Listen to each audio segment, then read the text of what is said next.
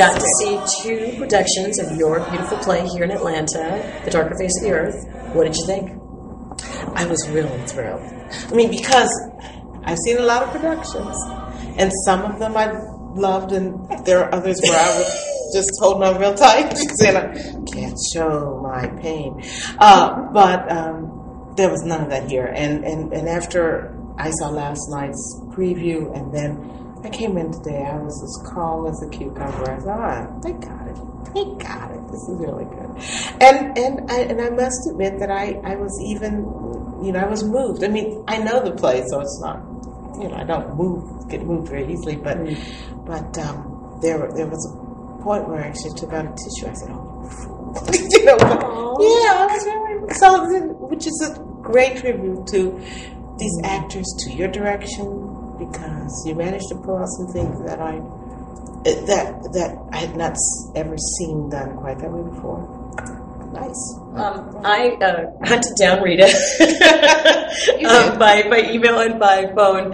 Rita has an amazing assistant who helped me to reach her, and we got to speak on the phone about questions that I had about the play and that the cast had. Mm-hmm. And what was wonderful is that whenever you do a production, sometimes the cast doesn't believe you. And so I asked the questions that they asked me to of Rita, and Rita and I were just simpatico about everything. We just agreed, and I began to share with her my love of her play and some of the things I thought were particularly interesting, especially about how she took the Oedipus myth and bent it and changed it and altered it and yet honored it. Mm-hmm. And so we began to talk about Tiresias in particular, the blind seer, and how she split that role in 2 in this play between Lewis and Scylla. And so we started talking about that, and she shared that no one else had gotten that. And then I said I really wish she could see the play more than once. Mm-hmm. I told her about the preview, and she said she would love to see her work, especially if no one knew she was coming, so she could just enjoy it. And I said I could make that happen. So I held a secret for about 3+ weeks. And you did a great job, too.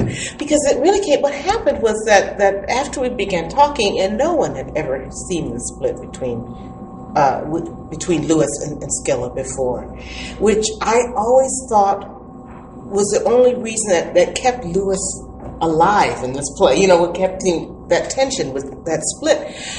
And after I heard that, I thought, I just felt like, everything was fine. And Betty asked me, well, can't you stay longer? And unfortunately, I couldn't stay for another day. And I really would have loved to have stayed for at least another production. I said, no, I can't. I really wish I could see it more than once. That's when the preview came up. So I thought it only makes sense to go to the preview if they don't know that I'm there. Because, they'll find out afterwards, but then all the tension will be taken out. But it only makes sense if I could just go and actually relax in the play.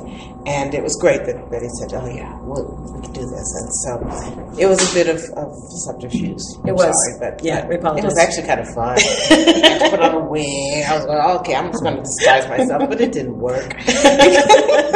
It worked up to the moment of the play. So that's okay. That's okay. There's just so many levels to the play. There's so many ways that it can go wrong because the pain, I think, is so much that it could either go to slapstick, it can go to too much gospel, it can go to, all sorts of different ways it can go wrong. I have, since the play was first premiered, when it was premiered, and then the first flurry of stuff after that, I gradually had to remove myself from becoming involved in the play. First of all, because it would just take over my life. And also, I thought it has to live on its own. I can't, if I have to, sit there all the time and talk, then obviously something's wrong. And so I stopped even going to performances. Wow. And actually, when Central Theater, when all of you kind of came up to me and said, we're going to do it, and the enthusiasm, there was something about the way you talked, just woke up that, I thought, I love theater. I love being in this, and the script seems so right that I got pulled back into it. I'm glad I did. Yay. So, yeah. But it was a wonderful conversation, and it went from talking to a playwright about her work to talking to a friend about shared passions. Yes. And I was excited about it. So it's been a real honor. Well, it was really great. And I mean, I love the fact that we were talking, the first question came up was, of course, about the African, Yes. And I said, I'll try to find it. But, I really felt that the original, I did have a translation of it, and the original burned up and our house burned down. And I've already taken that as a bit of fate, that the translation burned up. And when I thought about it later, and I tried to look for it, I said, no, you can't get it back, just like Hector can't get it back. Nice. So I did have to send you that, and I said, please tell the actors. They're going to have to wing it. I wanted to retain some sense of the Greek presentation and the Greek chorus, though it obviously is not going to be, we don't even know what that Greek chorus is like. So, but it felt like a perfectly natural thing to do, that the slaves would communicate through their music, through their movement. That was the secret language. And that was the glue that held them all together.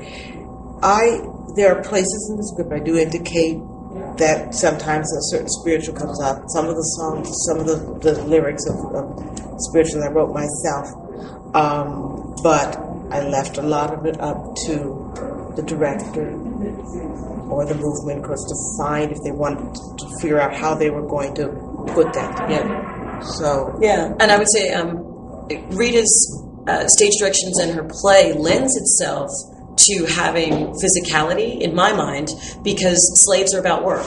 And so if you don't show them working, then you miss out on a vital part of who they are and what this world was like and why their life was so hard. So because she wrote and painted the picture, I kind of took it and then said immediately, I need a music director and I need a movement specialist, because together we're going to bring this play to life in a new way. And so I had the great pleasure of working with Brenda Porter as my movement coach and Tasha Smith as my music director. And we haggled about some things and disagreed about some things, and always found our way to synergy and had a great time creating new things. And so it was fun to hear Rita say, oh, what, I hadn't thought about that, or you did that in a different way. But the bottom line for me was that this is a play that's alive. It's about live people doing live things. And so the movement and the music were integral to feel that life force. Otherwise, it just becomes a little static. And that wasn't what Rita created. She created something that kind of pops. And the music and the movement helps it to do that. I really would invite people to come and see this play. It's been it's an amazing production. And it's an experience that I think can only really happen in a place like Atlanta. I mean, the closeness of the theater with the beauty of the work that these actors, this director, what they've done. It's really amazing. And I'm not just saying that, believe me, because it's my work and I want to be proud of it, and I was proud of it tonight. So let's come. You'll see yourself. Rita has written a beautiful play that really helps you to learn more about the search for identity. And so whether you're into the Greek myths, whether you're into Negro spirituals, whether you're into slavery and historical things, or whether you're just wanting to find a story with an amazing heart at its center, I would invite you to come see Darker Face of the Earth by Rita Dove. It's a beautiful, beautiful play. The ensemble's doing great work, and we're very, very proud of it. We hope you come.